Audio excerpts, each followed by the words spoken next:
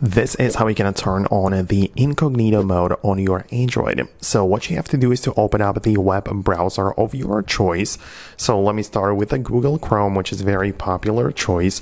You get inside like this and you are browsing the internet normally. But in the top portion of the display, we have this button, which is for the tabs. So you can click on it and see all of the tabs you have been using before. So whatever it was, right, like some random apps, but all of those are essentially part of the regular mode, right? So what you can do is to click on the button in there and switch from the normal mode to the incognito mode. And as you are in here, just click the three dots in the top right portion of the display and click on a new incognito tab. So this is how you can get there.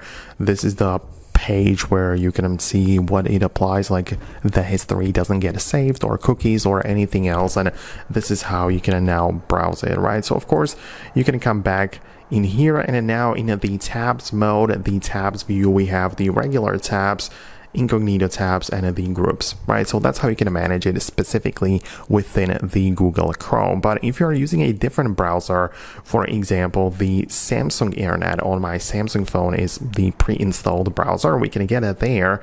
And as well, if we click on the tabs like this, we can switch from the regular mode to the incognito, or in here it's called secret mode, but that's essentially the same thing, and usually it works exactly the same across all of the browsers. Let me know if it worked, subscribe to Foxtecc for more, and I'll see you in the future uploads and videos like this one.